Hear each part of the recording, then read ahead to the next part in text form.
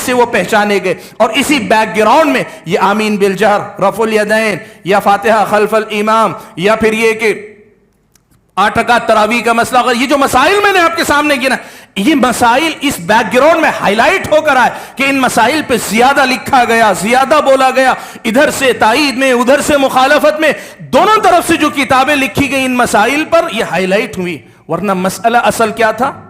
مسئلہ اصل اتباع کتاب و سنت کا تھا.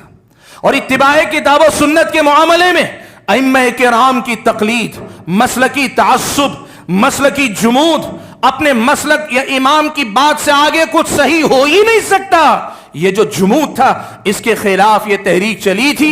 اب یہاں شروع ہوئے وہ سارے الزامات. ہوا کیا؟ میں آپ کو وہ بھی بتا دوں، 2-4 الزام میں نے ذکر کیا، ان کا بھی تذکرہ کر دوں. ہوا یہ کہ سب سے پہلے تو کہا گیا 4 مسلک برحق ہیں، یہ 5واں مسلک ہے، یہ بعد میں وجود میں آیا، یہ ہندوستان میں وجود میں آیا. غلط ہے. جو یہ کہتے ہیں وہ غلط کہتے ہیں. ان کو چاہیے کہ جا کر پرانی کتابیں پڑھ کر دیکھیں.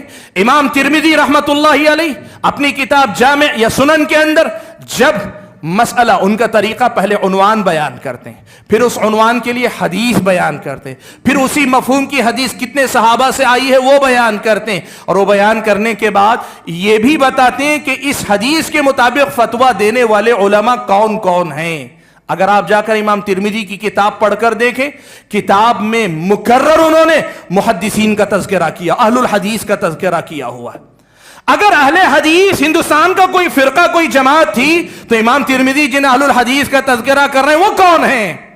اس کا بھی جواب دیا لوگوں نے، کہا اس سے مراد فن حدیث کے ماہرین تھے، کوئی مسلک نہیں تھا.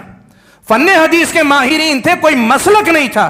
اللہ کے بندو، امام ترمذی جن کا ذکر کر رہے ہیں مسلک کے طور پہ ذکر کر رہے ہیں، مسلک کے طور پہ، فن کے ماہرین کے مسائل نہیں بیان کر رہے ہیں، فقہی مسلک کے طور پہ امام ترمذی بیان کر رہے ہیں. میرے بھائیو، محدثین کرام کا یہ منہج اس دور سے چلا آیا ہے جب نبی علیہ الصلوۃ والسلام کے زمانے کے بعد صحابہ کے بعد تابعین سے محدثین کرام نے اس دین کو لیا اور لے کر دین کے ہر مسئلے کی حفاظت کی.